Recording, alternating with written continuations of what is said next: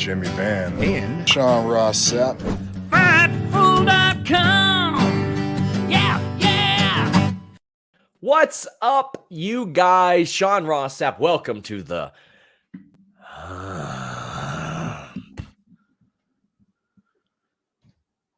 pretty powerful this week. Yeah. It is March 6th, 2024. We got Jimmy Van here. We're talking all kinds of news. Please leave a thumbs up on this video if you're watching after the fact or on our various podcast platforms listening. Leave us a nice comment. Leave us a nice review on those platforms. You can get your super chats in here at youtube.com/Fightful like all these people are doing, or over at humperchats.com. That's HUMPER chats.com. There's an awful lot of news to get into. AEW Revolution. My God, just a ton of stuff there. The Seth Rollins stuff. Bull Nakano, congratulations on the Hall of Fame induction. Go check out her match that she did at Raw After Mania in '95. Completely separate of the Japan stuff. But we got just tons to talk about here, Jimmy. And we had a great Fightful Select meetup in Greensboro. Like 30 people were there as Really? I walked up. It was incredible, Jimmy. And they were select subscribers? All of them select subscribers. It was coordinated on our new Fightful Select Discord. I'll run a picture here in a minute, but I met probably over 100 people this weekend and took pictures with them. It was insane. How many of those 30 traveled in? I'm curious. Well, I didn't take a poll. Oh, okay. I thought maybe they just told you where they were from and you kind of get a gauge. We chatted for about a half an hour. We hung out. It was really awesome. And Jimmy, you know this. I have long been afraid of being like the Lonely Virgil meme with stuff like that. Yeah, we talked about it. Yeah. Yeah, but look at this. This was wonderful. This was amazing. great. So we could have done Toronto after all. Yeah, but you wanted to charge people, Jimmy. No, I never said that. I never said that. Van Vliet thing. Let's get rid of that right there. There we go. Yeah.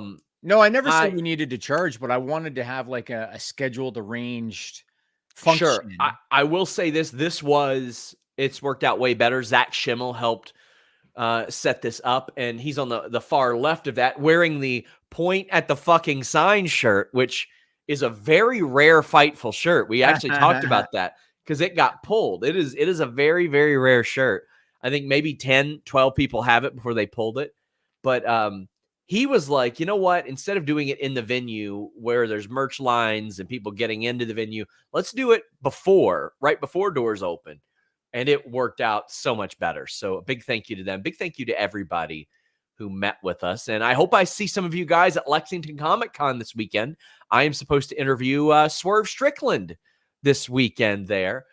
Nick Nemeth will be there trying to get an interview with him, Jim Duggan, Sergeant Slaughter, lots of names. Awesome. Are you going to congratulate him on his upcoming title victory on April 21st or whatever the hell the date is of the Dynasty pay-per-view? It was beautifully set up, wasn't it? Sure seems like that's where they're headed. I know some people were upset that he didn't win at Revolution, but that was a three-way. One-on-one is the way to go. Are you going to congratulate my cat Oliver on winning a fight with me? You see this cut here? Yeah, I see that. Cat scratch fever. He lost his footing and decided to play cliffhanger featuring Sylvester Stallone on my face. Got beat up pretty bad. But let's jump into some super chats, humper chats real quick before we get into the news. Brian says, SRS has Fightful heard anything about Vince attempting to meddle in creative through current employees? Not a thing. Not a peep. Have heard almost no influence of Vince McMahon. I sincerely believe those days are over forever. I don't think it's ever happening again. He's got more important shit to worry about, both literally and figuratively in that sense. Let me jump on Vince for a second here. Mark Shapiro, the COO of TKO, he was at a Morgan Stanley conference this week, and he was asked about Vince McMahon because Vince McMahon just sold another 5.35 million shares of stock for another $412 million. Since November now, he sold over $1 billion worth of stock. And so Shapiro was asked about Vince. He said he doesn't talk to Vince. He said he doesn't know his motives, doesn't know his plans, and he indicated Vince will not be back. There's still confusion, Sean. Some people still think that he has voting rights, voting power, and he doesn't. Like I've explained this a few times. After the merger closed, his shares converted. They're no longer the type of share they were before. And so he is done. It looks like he's done.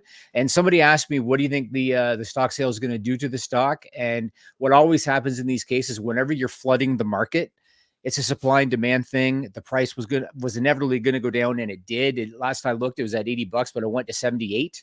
Yeah. It's nowhere near where TKO thought it would be, but I think once the new deals in and they're reporting record quarters and everything, they'll be fine. But yeah, that's it for Vince McMahon. Like you said, I think he's got bigger fish to fry right now. He's got a hill to climb, Sean. Yeah, he does. He does. Rightfully so as well. How many people do you think will be in this year's Hall of Fame? Probably 4 or 5. I like them doing the 3 or 4 a year thing because they put everybody. And I wish they would go back to legacy. The legacy inductees, though, I like that they did that. Julia AEW can happen if Julia Mercedes happens. I mean, I guess technically, if that's in New Japan, but I would imagine Julia has some loyalty to Rossi Ogawa, who is not on good terms with AEW. And Amir also asked how many inductees will they induct. That's just a guess, by the way, of mine. Chances Okada appears on Dynamite today. That has been the tentative plan for quite some time. However, whether or not that actually happens, I guess we'll see. But that has been, I can tell you, it's been talked about within AEW for weeks and weeks with this date circled. I mean, I've seen they got the new set. I saw Tony Khan's tweet something about I can't remember his exact wording, new era or something. The Young Bucks with a huge announcement. I think they're going to try. I think they're going to be like, we have decided to cancel the tournament that Tony had planned. We're going to put the titles on ourselves. And then there's actually a tournament that like they get shut down. You remember like when Harvey Schiller came out and like stopped Eric Bischoff? I think it'll be sort of like that. Interesting. I thought maybe they were going to do a thing where there is a tournament, but then the winners of the tournament got to face them kind of thing. That could be good. That could be good. Any update on All Japan talent appearing in NXT? I haven't heard anything else. I saw the big thread about it, about how it probably wouldn't happen, but I haven't been able to find out anything additional about that. I was told that things went well with Charlie Dempsey over there, and everybody was happy with it. You see him and his dad standing in the ring together? Of course, yeah. That was nice. That was a nice moment for them. Do you see Sheamus, Finn, AJ, Seth, and or Becky to AEW? No, I think AJ is very happy in WWE. Finn, I would imagine, is pretty happy there. Sheamus, I could see. Becky, I think will stay. I think Sheamus could go over there and have some slappers, honestly. Could you imagine Sheamus versus Okada? Oh, my God. I mean, when he made reference on Twitter something about if you want stories, watch soap operas, he is an in-ring guy. He wants the in-ring bangers. AEW is the place for that. So wouldn't surprise me either. Him and the BCC, oh, my God. The Papa and Trick Williams NXT return was amazing. It was very good. He's a star, man. And they weren't sure like a couple years ago that he was going to even make it to the main roster. And now look at him. He is undeniably a star. Predictions on the IC Contender Gauntlet. I think Sami Zayn is going to win. I think it's going to be Sami Zayn versus Gunther at Mania. Jimmy, it is Ricochet, Bronson Reed, Nakamura, Gable, Zayn, and I can't remember who else, but JD McDonough. Who do you think's winning that one? So here was a question I was going to ask you. So of the names you just mentioned, there's 2 guys in particular getting a lot of screen time. Sami Zayn is one, and the other one is Chad Gable. Yeah. And they're both telling a story. Sami Zayn wants a spot on the WrestleMania card. Chad Gable wants to kind of make it up to his daughter for losing the last time. So I thought maybe it'd end up being a triple threat. Yeah. I think they did that last year, though. And to do that last year. So if Sammy wins and, Gable wants to tell his story, I guess he's just in the Battle Royal, I guess. I don't know. Assuming they do one. Yeah. Assuming they do one. But also, we just posted on Twitter, guys, on Fightful Select. Right after this, the list goes on. We're going to have news on an AEW contract that is set to expire very soon. We're going to have that on FightfulSelect.com. Corey says, I'd love to see the Bar reunite if Sheamus goes to AEW. Almost certainly it would. I mean, that would be a major infusion of their tag team division. Jay Miller says, I think Sean Spears is a great hire for NXT, solid veteran with a wrestling school that can give back to the future stars of WWE. Well, happy to announce this. I don't usually until we film it, but I've mentioned this on a couple other shows. We are going to have Sean Spears' first WWE interview at his request, by the way. We're going to film it soon, hopefully, but I think he's a great signing for them. He is a guy that has been on TV in AEW and WWE. He's worked at a high level. He's worked in factions. He's been on TV. He's a trainer. He's got experience. What is his school? Does he have his own school, Sean Spears? Flatbacks. Yeah, Flatbacks with Tyler Breeze, about 25 minutes away from the Performance Center. Really? So, yeah. Really? I want to give a shout out. Speaking of Sean Spears, I want to give a shout out quickly to a gentleman by the name of Jesse Scott.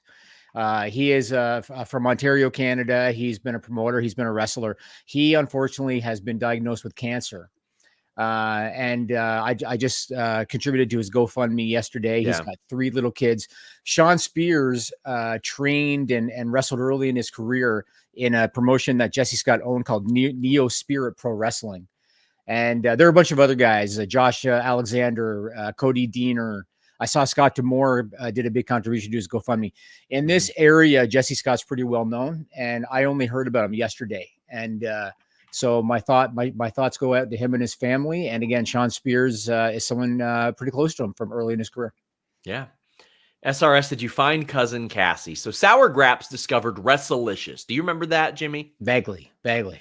A lottery winner wanted to do an all women's promotion similar to Glow, and there's one person on there that nobody can find information on, and it's a person called Cousin Cassie, and it just said unknown.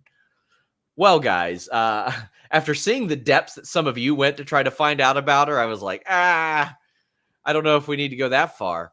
But I did find out she lives in the Northeast. She's a yoga instructor now, but I spoke to Leva Bates, who worked on the show. She says, I don't think she was a wrestler. There were a few actors and athletes that were cast. She's going to ask somebody that was involved in organizing it. And she said that the guy who ran it was actually very, very nice. They did an episode of how the lottery changed my life for him and Wrestlelicious, and they filmed some stuff for it. But she said that was a positive experience, and they liked it. But, yeah, getting Wrestlelicious scoops in 2024 is what I'm here for. I saw the video of Jimmy Hart. Yeah. That was the one that I saw. And I mentioned to Leva, I was like, I've interviewed him 100 times and never asked him about it, and I probably should because he's got a good memory. So what happened to it? Was it just a pilot? It's just a one-season thing, and then it just went away. I mean, online? Was it online, or did they have a TV? Yeah, it was online. Okay, it was online. Okay. Tony says, seeing how the reactions he gets now, I feel as if Cody will never come back to AEW in a wrestling capacity. If he did, I feel like he doesn't need to finish the story of winning the championship in AEW. In a way, making the company is finishing his personal story. It's certainly a part of finishing his story because he had to help do that in order to get, people to take him seriously as a main eventer, which is something that probably should have happened long before that. But I think he's going to be WWE for life at this point is what I'm expecting. I was about to say that. I think if you're an AEW fan that's like counting down the days for Cody Rhodes to return to AEW, you're going to be waiting a long time. He's in such a good spot now. He's the John Cena of that company. And I just don't see him ever returning. Like you said, I think he's a lifer. So I was going to wait and do an ad read, but our boy Patrick queued it up for me. I want to put over Bet Online AG.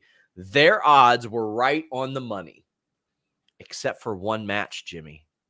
And I tried to tell him, I screamed it at the rooftops at our friends at Bet Online AG, the site with the fastest payouts, the site with the best industry bonuses, the site with the earliest lines, the one where you can go and play craps, roulette, Keno, slots, poker, Texas Hold'em, all that stuff. The same site that has NFL, NBA, MLB, NHL betting odds. The one that's trusted by millions, been around for 25 years, our good friends at Bet Online AG. I screamed at him, Jimmy.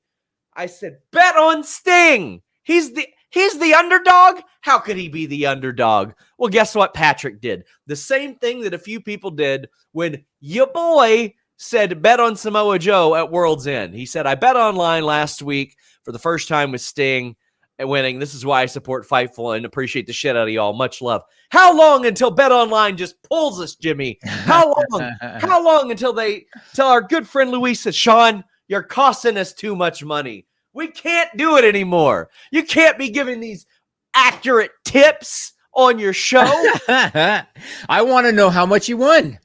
Tell us, I would love to know. what did you bet? Now, what did you win? This Yeah. is the third person I know that when somebody asked me for a lock and I said, I consider Sting a lock. I thought that as much as Tony romanticized it, it had to be that. It had to be that. But check out BetOnline AG. I sincerely love doing business with BetOnline AG. Jimmy can attest to this. Like, first off, we've always got our odds from there. And for months, I was like, I want this deal. I want this partnership. I want to work with this company because I believe in them so much. BetOnline.ag. I'm going to put you on the spot. Guys. I'm going to put you on the spot. So I read a report, I believe today, I believe Sports Illustrated reported it. The report was that Sting wanted to do what you do in terms of a veteran wrestler. He wanted to put the Young Bucks over, and Tony Khan and the Young Bucks thought it was only right in his last match for him to go over, and so he went along with it. Did you have any idea about that? Which is why on our podcast last week you said, no, I think Sting's going to win. Did you have any kind of hint that that's what Sting wanted? I hint kind of, because I wouldn't say insider information. It was just very clear context that was beating me over the head. Like, Tony romanticized Sting so much. And that is accurate from what I understand, the Sports Illustrated thing. We can go ahead and talk about Sting now. Mm-hmm. That was something I had to be there for. It was so special. It was everything that I thought it would be. The cage match rating for that match is higher than Ospreay Takeshita right now, which is amazing. Yeah. But I looked at it and I go, okay, so Sting probably wants to put over the Young Bucks, right? And I'm like, but what do the Young Bucks really gain from that? They gain the ire of some fans, sure. They've already got heat. They got plenty of heat. We're not talking about making somebody here. The Young Bucks are made. In fact, they helped make this company. And then when I thought about it, I'm like, well, it's making one person. It's making Darby Allin. That's what this match was about. Sting retiring, making Darby Allin, making me want Stephen Borden's son to wrestle again. That's what it made me want. Which one? Garrett? Either one of them, honestly. Either one of them. I mean, Garrett is huge, enormous. And Steven, the smaller one who's jacked, he played football up the road from here. Yeah. And even then we were all like, what the hell? He said he might do a video on why he doesn't wrestle, by the way, which would be very interesting. Steve did.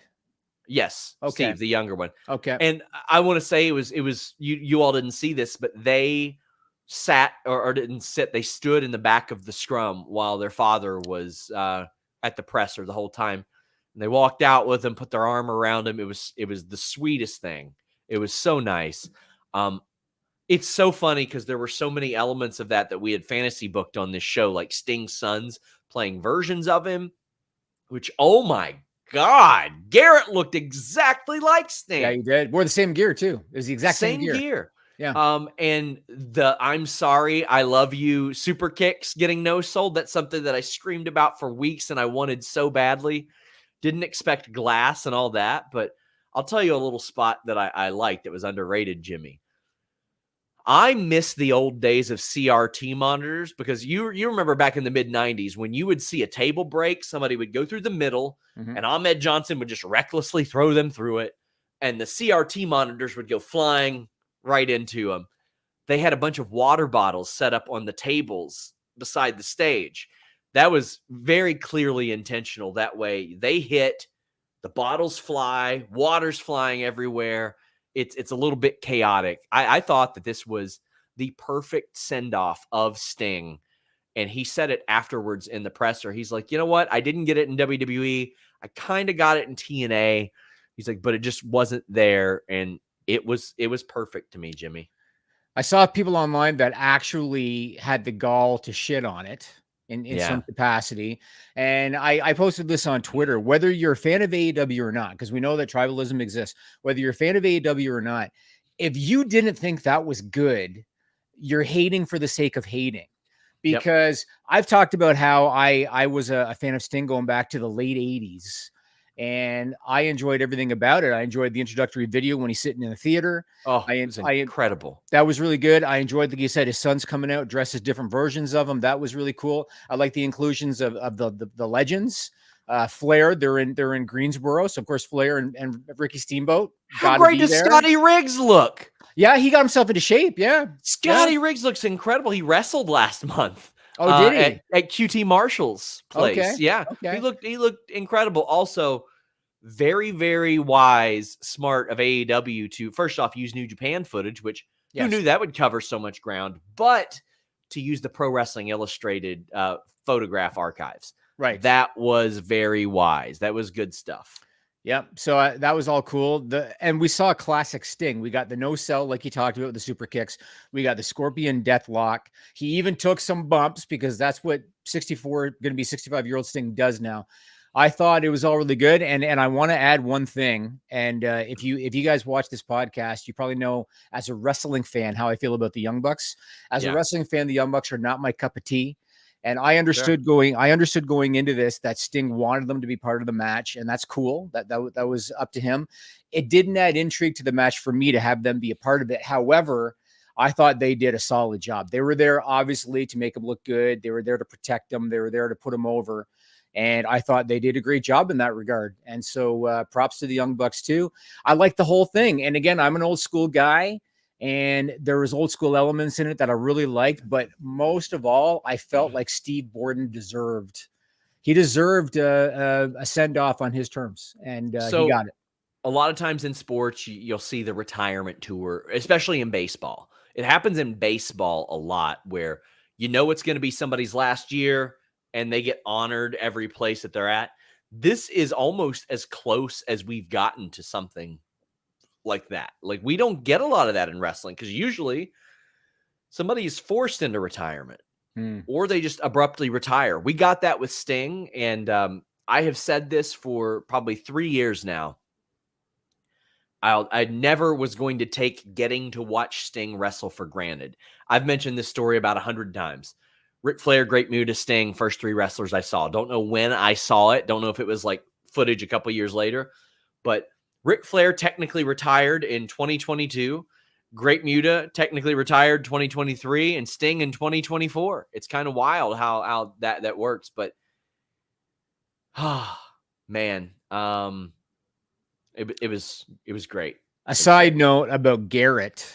He was the one that was dressed as Surfer Sting, and I thought this was so cool. So Garrett actually has a YouTube channel. Yes. Where he posts gaming videos. And I don't know shit about Destiny 2, whatever the hell he posts about, but he has this channel. He's got a decent following. Here's something about to get a much bigger following. Yeah. Yeah. Here's something that's really cool. He had wrestling fans following him for his gaming content who did not know that he was Sting's son. And after he kind of went off the grid for like a month doing his YouTube videos because he was preparing for the match and getting himself into shape, he explained his absence. And he had some of his viewers who, again, they followed him for the gaming content. They lost their minds when they found out that he was Sting's son. And there was one guy I saw in particular from Germany who said, I follow you for your gaming content. I had no idea that your dad is one of my childhood heroes. Can you please tell him I said hello? Basically, that was awesome to me that these people followed him for his gaming videos, had no clue that he was the son of Steve Borden. Yeah. And that was awesome. I thought that was a really nice little spin on the whole thing. Incredible. Guys, we have, first off, news on FightfulSelect.com about a contract that's coming up. But today we had news on the new presentation of Dynamite. Take a look. The new set. We've got the big screen up top, the big condoms there. They're using these tunnels. Got the tunnels back. Yeah. Yeah. So at least, hey, listen, y'all wanted safety, huh? You can't get any safer than condoms as tunnels. So here's a question for you, Sean. Oh, look at this. We got our Matt Cardona frame here up there. I just haven't deleted it since then. Here's a question for you. What tunnel's Mercedes walking out? I think the babyface tunnel. I think it'd be the heel one if she had her way, but right. Interesting. Do you want to let's get a few more? Yeah, we got plenty of them. What's up, guys? Watch the Ospreay match 10 times. Can't get over how good they both are. I think Ospreay is going to be the top guy in AEW for a long time. He's so genuine and passionate. It's so he's going to fit in so well there. I think he's going to raise the level of in-ring wrestling in the United States, I think, Jimmy. He definitely reminds me of an Omega, the guy that can go from 0 to 60 like nothing. Muda had that too. If you look at some of that old Muda footage, definitely good in the ring. He definitely has the genuine characteristics when he's doing scrums and stuff. Here's what I'm curious about with Will Ospreay. I want to see how Will Ospreay does on American television in terms of storylines. That's what I want to see. We know he can go in the ring. Right now, he's in a storyline with the Don Callis family. We know where that's going, right? He's going to be out of the Don Callis family.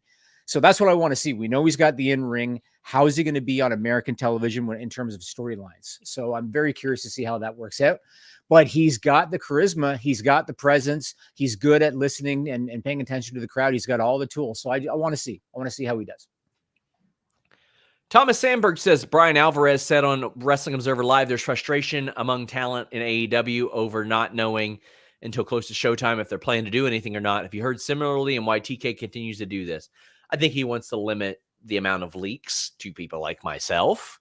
I think that he wants to I think there are also numerous people that have quite frankly just been like, oh, you know what? I don't necessarily like this creative and cause things to change for others.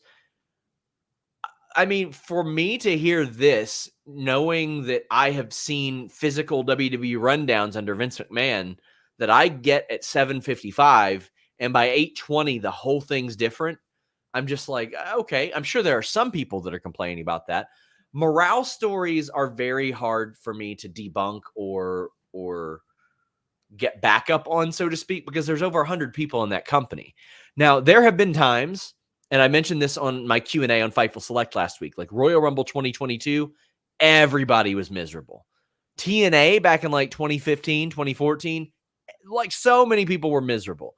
And I think that a lot of people got used to the Mike Johnsons of the world, who accurately, by the way, reported back then on TNA morale being like in the shitter. And he was right. It was. They weren't getting paid, and the creative was bad, and they were losing networks and all that. And they think that it's going to be uniform here. What I have learned is usually if you're on TV, most of the time the wrestlers are pretty happy. And if you're not, usually they're not too thrilled. There's only one thing I want to note.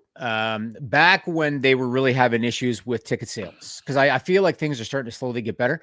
But when they were really having issues with ticket sales, and when I kind of did a poll on Twitter to find out why, when they're coming to your area, why are you not buying? And oftentimes it was they're too expensive. I didn't know the show was coming until like, a few days before because there was no local marketing. But there was one thing that several people did say. And what they said was, I didn't know if my favorites were going to be there. So the one difference between what you just said about, Vince would change the script last minute. Yeah. The one key difference is whether he changed the script or not. On Monday night, you knew Cody's going to be there, Seth's going to be there, Gunther's going to be there, Rhea's going to be there, Becky's going to be there. You knew who was going to be there because every Monday they would have the same main cast of characters there. Yeah. With AEW, because it's such a big roster and they don't have a split roster, you don't necessarily know. Is Adam Copeland going to be there? Is Darby going to be there? Is whoever, John Moxley, going to be there? That's the only thing that AEW might want to try to figure out, is make sure that you advertise the guys that are going to be there. I remember one person said that the graphic that they saw on their local television had Adam Copeland in the middle of it, and he wasn't on the show. So that's the kind of thing that they need to work on. But that's it. I have long said that my approach to this, and again, it's easy for me to say sitting here, they were the alternative, but WWE doesn't suck now. So first off, lean into what brought you to the dance. Second off, I get Tony Khan's reasoning. Going to the bigger venues, first off, nicer facilities usually. The email blast list and marketing made an awful lot of sense to me as somebody who has never done that. But what I would do is pepper in a lot of very intimate and different environments. Like, how you would see WCW and all of a sudden the ring is surrounded by water, or I don't want him to go to Sturgis. I was just gonna say that. Yeah, But you know Sturgis. what I mean? Like Yeah, they yeah. have that, and they had the Mall of America and stuff like that. And Raw would be in the Manhattan Center. And I'm not asking them to go to these places. Yep. But something where it can be intimate. And I would also make tickets from the jump. I wouldn't say dirt cheap, but incredibly inexpensive. Make yourself the company that a family of 4 or 5 can afford to go to, especially in this climate. Because eventually those families that don't have a lot of money can be the families that eventually have disposable income. Like you see that now with like when nostalgia becomes cool, it is because there are people with disposable income who grew up and want the stuff that they liked when they were younger. And if you cultivate that and you get fans and especially kids in early to go to AEW shows and they go, "Oh my God, I can't, I can be like him, her."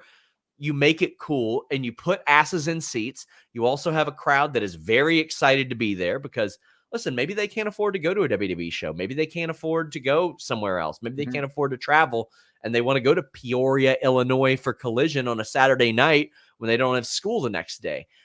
I understand you take a little hit on the live event, but it's so very clearly a TV business now. Do that, and then eventually you can raise those prices. I mean, Fightful Select's $5 because I want to get people in the door. Like I want people to subscribe, and I don't want people to be able to say too much. You know what I mean? I wanted it to be something that even then was so inexpensive that everybody was like, "Oh yeah, well, that takes the question out of the equation." I think AEW should do that to get some asses in the seats as well, even though it has rebounded quite a bit. Yeah, and I want to say one other point because I know there have been reports in the past about the talent sometimes would be a little bummed out about the poor attendance at some shows. So I caught John Cena's interview with Chris Van Vliet, and one thing he talked about, and he said Eddie Guerrero taught him this. He said when they would go to a live event, and if it was really poor house, he said Eddie taught him work extra hard on those shows, work extra hard on the shows that are attended poorly, because you want the people to tell their friends how great it was so that the next time you draw better. And so that's something that some of the wrestlers might want to take into account. If you go to a show and you only drew 2,000 people, maybe put in a little extra in order to try to get them so excited. They tell their friends and they come back. Now, granted, if AEW goes back and the average ticket's $100, that's another story. Pricing is still important, but if you really give it your all and they come back, then you'll probably do better the next time out. Going to get through some more of these. Where's the Cody Vader? Love the return to the tunnels. The Cody Vader was on Revolution. The Young Bucks used it. Right? They raised up. Are you surprised with the big business ticket sales? I don't know what those ticket sales are. Last I looked, it was like 6,000. Last I looked. Yeah, I mean, 6,000 is decent. It's all right. I mean, they did like 9,000-ish the last time they were there. But they should do more. Yeah. Here's the thing, though, that people got to remember. They have not announced Mercedes Moné will be there. They haven't. I think that they did expect it to be like a Punk thing. Maybe. I mean, she's not Punk. With all due respect, she's not. You need to read Drew McIntyre's most recent tweet. He's been something. And it says, whatever. What did he say? I'm just going to post it. Oh, boy. Oh, Jesus. He's so good at this, Jimmy. He is good. He is. Where was this guy the last couple of years in WWE? Because he is good. God. Let's see. He says, quote, "What did I ever do in this world to deserve an empty-headed fucking dumb fuck like Seth Rollins to go out on national TV and go into business for himself?" Which is the CM Punk quote about Hangman Page. At the Scrum. From the Scrum. Did you see he was in his car leaving Raw playing Cult of Personality? It was brilliant. He's something. Yeah, he is. He's turned it up. We'll get back to Seth momentarily. Corey David says, can AEW use the Bar or Sheamus name if he leaves? The Bar, likely not. Sheamus, yes. He was using Sheamus O'Shaughnessy back in 2004. So, yeah, it'd be a Christian Cage situation. Crazy 101 says, chances Julia appearing at Big Business. I would find that hard to believe, but I guess anything's possible. Camille up? Probably heading there, or TNA. Have you heard of any countries that have reached out to WWE about doing PLEs in their country? You know what? I've had some tips about some places in Europe that have, but I don't have enough that I can really say. France right is now. doing one, right? That's already been Yep. announced. Yep. So the only reason I think Chad Gable promos sound so much like babyface hitmen by him, he needs to win it for his daughter. I think at this point, so it's funny, we talked about the stories associated with that, Jimmy. I don't think Chad Gable's story is winning the Intercontinental title. I think his story is beating Gunther for Gunther making his daughter cry. So I think that he could beat Gunther down the line, and that is his story being finished, so to speak, without the IC title. Interesting. Okay, so Gunther presumably loses to Sammy and then puts over Chad on Raw afterwards, I guess. Okay. Sure. Nelson Munt says Bull Nakano is only put in the WWE Hall of Fame this year for one reason. They want to get that market share in Japan. But in true WWE fashion, WWE says one thing and does another, like putting Asuka and Kairi on the pre-show of Elimination Chamber as tag champs. Well, no, that's not. They put Asuka and Kairi on the show so Andy Hartwell could get on the show. I don't think that they really expect Bull Nakano's Hall of Fame induction to make that much of a blip on the radar. I'm sorry to undermine that, but I'm glad they're doing it, though.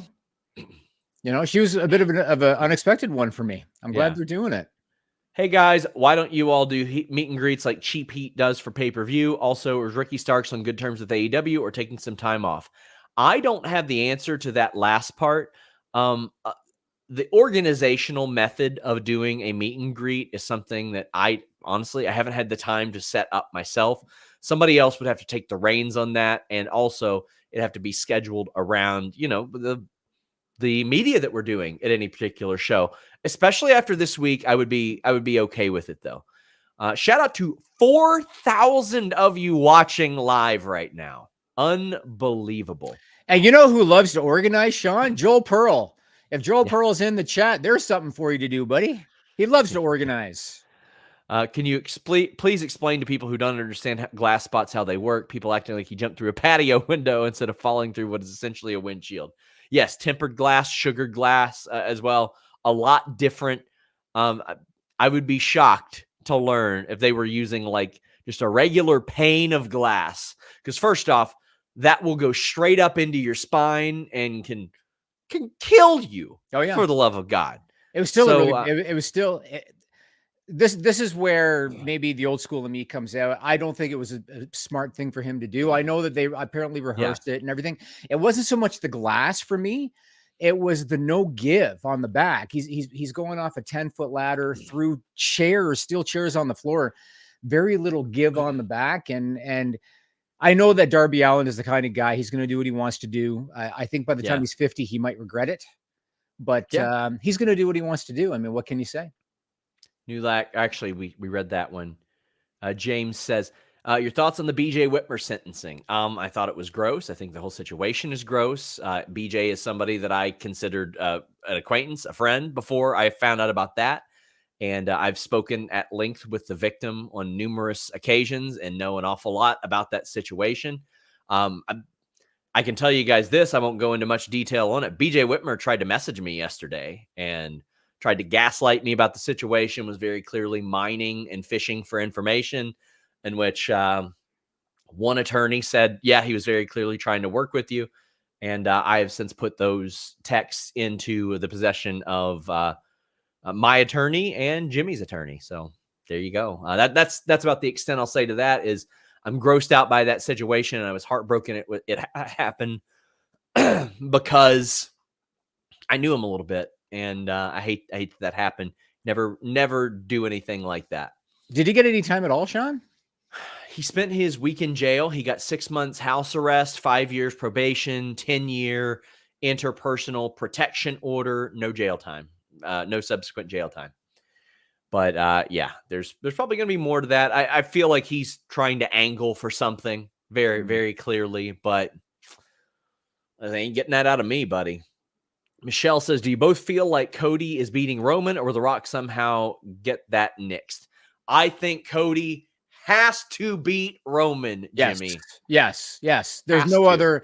I still believe, and I'm going to beat this into the ground. I still believe Rock is going to turn on Roman. This whole thing is a setup. They're already teasing it a little bit early on SmackDown. They're already teasing dissension, but Rock's going to turn on Roman. I'm going to ask you in a little bit about John Cena and whether or not he might get involved too. But Cody, Yeah, I believe Cody's gonna go over Roman, and he needs to. He's the face of the company now. He needs to. Yeah. Iron Monkey says, Sean, Jimmy, I'm not an AEW fan, but a WWE guy since 86. I applaud AEW for giving Sting the send-off he deserves. Didn't watch, but I hear nothing but good things. Oh, my friend, if you get a chance to watch it, it's very special. Please watch it, especially that video they did. That was really good. Tony P says a lot of people don't like Swerve not winning because they believe he will have to lose to Ospreay at All In and have a short reign. I feel that's not a direction they're going so soon. I think you get time as a champ, and will Swerve happens at Full Gear. Listen, I don't think that every world title reign needs to be a year or 9-10 months. I think that Swerve can win, have a great summer with the title. I think he would win at Dynasty, as you suggest. Because I thought it was beautiful how they set up people wanting a one-on-one match out of that. And I think if Will and Swerve happens at Full Gear, it'll be one of the matches of the year. Will says, do you think WWE fans have PTSD thinking that Vince may come back? Yeah, I mean, yeah, I think a lot of people are like, they won't believe it until he's gone type of thing. The like problem in jail is, or past. I think the problem is people don't understand how it works. Like they don't understand the whole voting rights thing, and they just don't understand that aspect of it. But when he was forced to resign this last time, I made it pretty clear on here. He was done. I mean, he doesn't have the power to come back. That's just how it is. Well, if you want the power and don't understand how to make it work, fortunately, Nord has 24/7 customer support. They're going to help you, and I'm going to tell you about it. I have long talked with you guys about the content that you can access with nordvpn.com/Fightful, but it doesn't just stop at pro wrestling. You can get MMA and boxing pay-per-views at a much more affordable price when you change your virtual location with just one click using nordvpn.com/Fightful. It doesn't stop there either. Football games. Man, if you want to check out those out-of-market football games, you don't have to spend hundreds and hundreds of dollars. You can get nordvpn.com/Fightful and just change your virtual location. How about baseball games? They make it harder than ever to actually watch baseball games. It is a task, not with nordvpn.com/Fightful. They got everything you need, in addition to all the threat protection and security that comes with NordVPN. But if you want that content, nordvpn.com/Fightful is right for you. Check it out, guys. nordvpn.com/Fightful. We would greatly appreciate that. When you said if you want the power, I thought you were going in a completely different direction on that one. Completely different. Oh, man. Will says, have you heard when Tama Tonga may show up? I have not. Regarding Bet Online, Will was the underdog at plus 125 against Takeshita when their match was first on the site. Wow. Look at that. Dang, he said he jumped on that and won $30. Hell yeah. Wow. Have you heard anything about Bray in the Hall of Fame? I would imagine. So first off, Heyman's got to be the headliner. So I would imagine that Bray would be another year because I think he would be the headliner as well. What do you guys think about the Pac promo being locked up by TK? Do you think he aligns with the Bucks when he returns? No, I don't. And I think that they were very fortunate to get him back because for a while it looked like they weren't going to get him back. But a welcome addition. They just got back Serena. Mm-hmm. They're getting back Kyle O'Reilly and Pac. And by the way, Michael Murray says, nice to see you at WrestleCade and Revolution. You as well. Do you see O'Reilly taking the Adam Cole role in the Kingdom until he's back? What was your dark horse match in the Loaded Revolution card? O'Reilly and Pac, Jimmy, those are a couple of in-ring guys that, like, good God, quite an infusion to get right there, and especially guys that they didn't think that they were ever going to get back. I feel like Undisputed Kingdom needed this because they lost momentum. I mean, obviously injuries are what they are, and MJF being out hurt the whole situation, but I felt like they really needed it. And so we'll see where it goes, but it's very obvious now that, O'Reilly is that's going to be the main story that they're going with. And then you got Wardlow too, because Wardlow's going to get a title shot. Yeah. But they needed it. It's good. AEW is always dealing with a lot of injuries, and people say, oh, well, they've got a loaded roster. They have to account for having 6 major stars out at any given time. MJF, Britt Baker, Adam Cole, Kenny Omega are all out right now. Mhm. All of them, whether it be for that reason or any other reason. If Drew and Cody win the championships at Mania, how do you think Seth will feel? The risk would have been like nothing, Drew has been saying. Well, I think that's the way you tell that story. Is Seth Rollins worked himself into a main event night 1. Night 2, he's going to be awful softened up for Drew McIntyre, who doesn't have 2 matches. And I can't wait. I'm as excited for that match as almost any. I want to ask you something about Rollins. Okay. So I read some criticism online from some people about his involvement in the whole Bloodline story. And their complaint was that it seems like Seth Rollins in storyline cares more about being the Bloodline than he does defending the World Heavyweight title.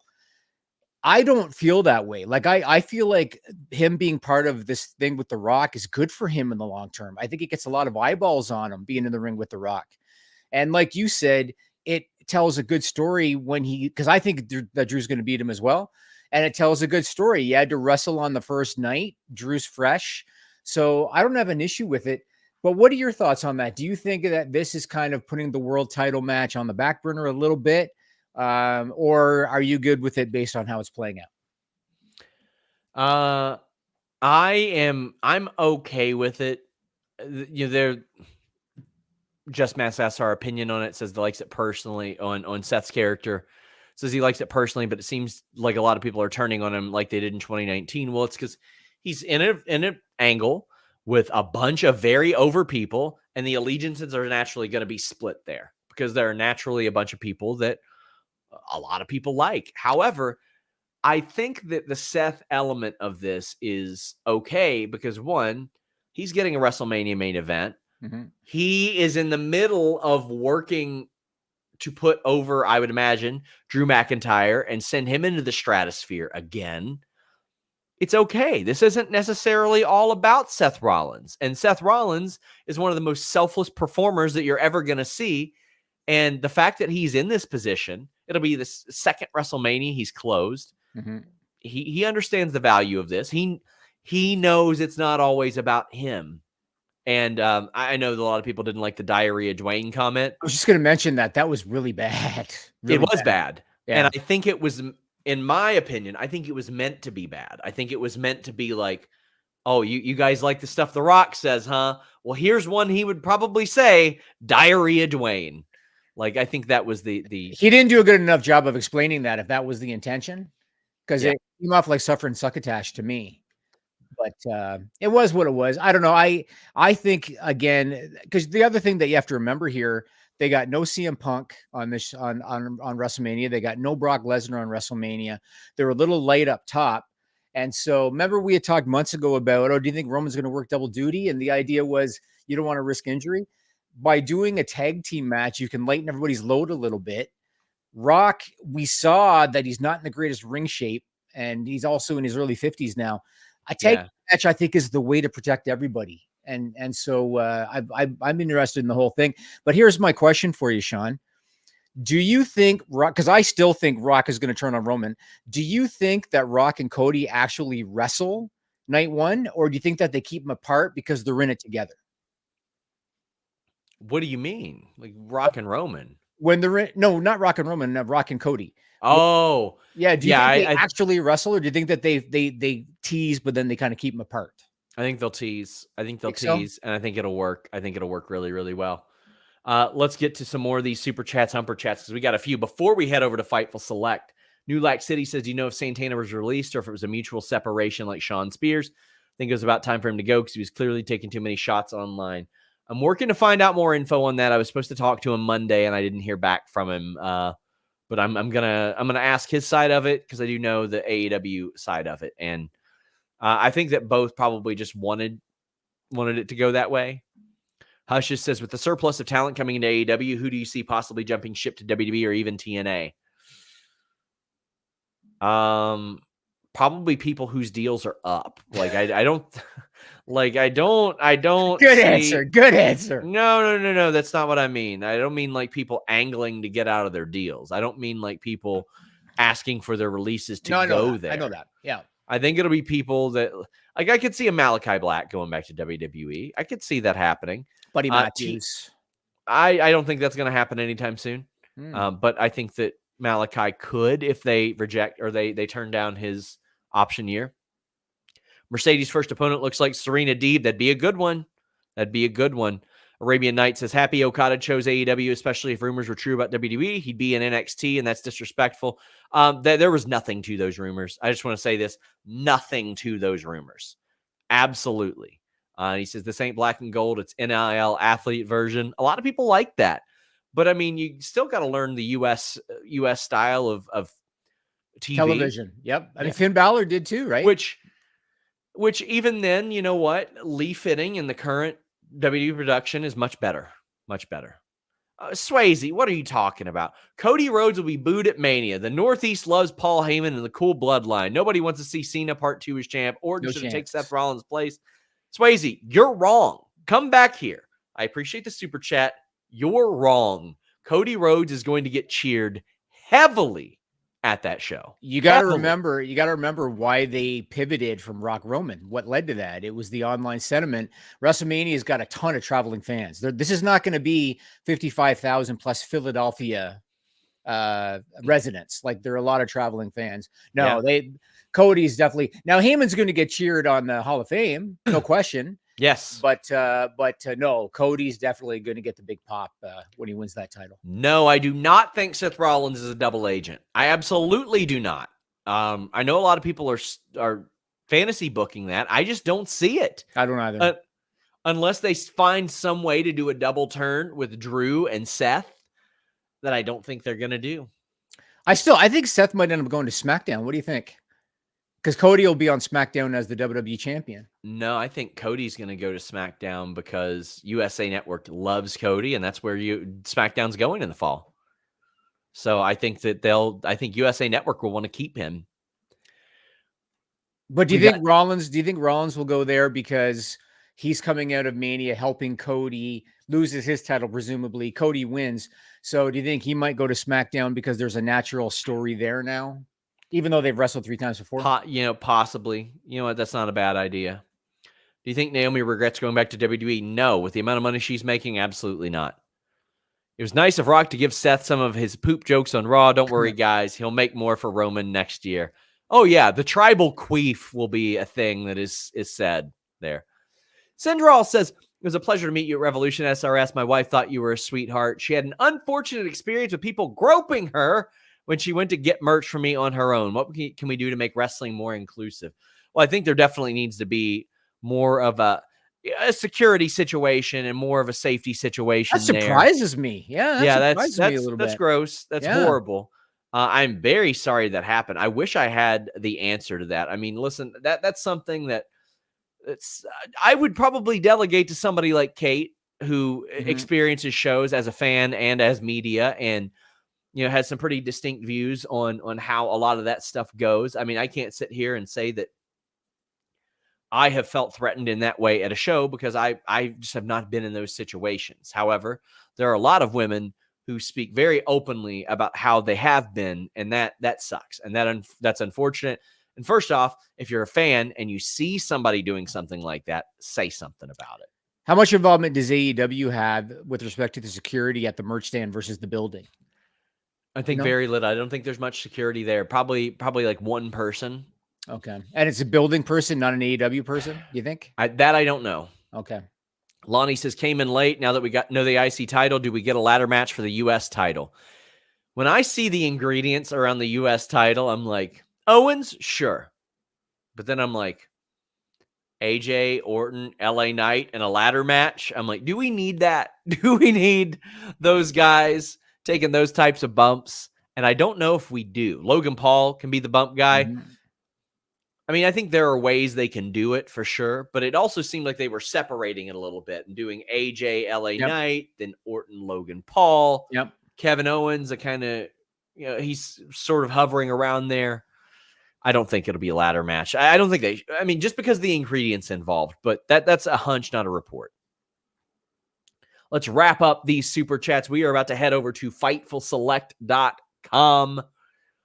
What do you think the end game is with Becky, Nia, Liv story? Are they pushing Becky to a heel turn leading into the match with Rhea? I wouldn't be surprised if she went heelish against Rhea, Jimmy, because Rhea is going to be super over as a babyface. So I'm kind of okay with that. I'm okay with her leaning into that, I earned this, it's mine, I deserve it, I'm taking her down type of role. I'm still not used to WWE being aware.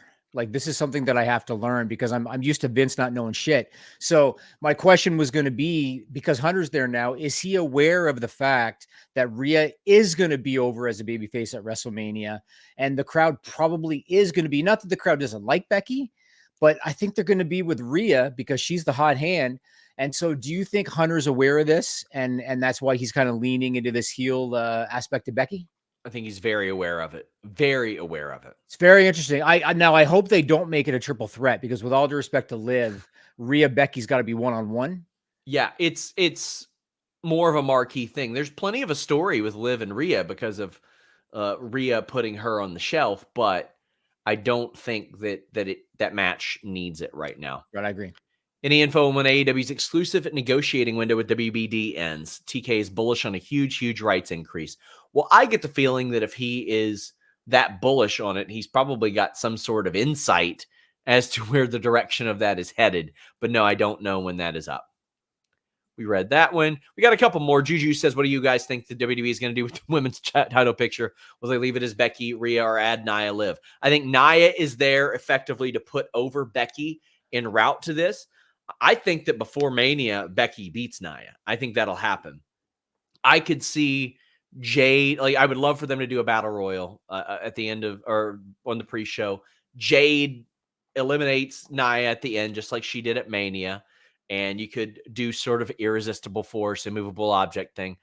Liv always has a groundswell of support online. And I think there is a story for her after Mania against Rhea. I think that's one that would be good.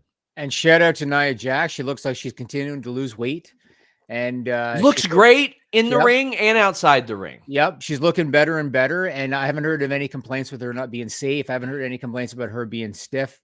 So shout out to her. She's really worked hard this run. You could tell. Nelson Munt says, do you remember when I said WWE would compete directly with the UEFA Champions League semifinals in May when they're in Europe? I do remember that. He said Super Bowl does 150 million worldwide in the ratings. Semifinals will do 300 million more worldwide. Wow. That sounds almost like our numbers today, Jimmy. 4,500 people watching live right now. Hey, Sean, it's the Seth Rollins thumbnail. It is the Seth Rollins thumbnail. Yeah. Listen, WWE, you don't have anybody to air Raw in October, November, December. We'll let you do it on youtube.com/Fightful. You know what? We won't even charge you. We'll do it for free.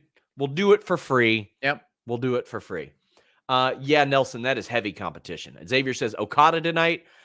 That has long been the plan, but what you will never hear me do is say 100%, because there is less than, there's less than 100% chance that Tony Khan owns AEW by tonight. He could sign it over to Will Washington between now and then. Like anything, he could sign it over to Jesus Christ for $2 billion. Himself. For $0. Anything is possible, especially in wrestling. And we wrap up by Glassdoor Gamers saying, for us WCW fans back in the day, Sunday felt like our moment, and the feeling was alive after years of WWF, WWE, kind of making us feel like our brand was second rate. Great work, guys. You know what? I really respect this sentiment. I love WCW. I wasn't allowed to watch wrestling when I was younger, so I would wake up before my parents woke up, and I would watch WCW Pro and WCW Worldwide, like anything I could find that was on Saturday, Sunday morning. So I would watch Action Zone for WWF and Mania and all that. Then I would, watch the weekend shows as best I could. And it was sentimental. It was very sentimental. And it's a show that I am so thrilled that I was at. Jimmy, sorry to cut you off. I was going to say, I actually enjoyed WCW early 90s better than the Nitro years. Because the Nitro years was mostly NWO every single week. And in the early 90s, you had Sting, the Steiners. How awesome were the Steiner brothers back in those days? They were amazing. And Muda at the top of his game. That was a great time. Then you also had Brian Pillman and Jushin Thunder Liger. And that was a great time in the business. I was a big fan of that era. Guys, we are heading over to FightfulSelect.com right now. We're going to break some news on an AEW contract that is set to expire. Throwback says, non-wrestling, thank you, Fightful. The stuff you put out today for content helped me while Brody was in surgery. I hope he's doing all right. Well, he is doing okay. Thank you for being mentors also. Throwback, it is great to hear from you. We hope that little Brody is all right. Sending you love, sending the love to the family. Until next time, guys, we're out.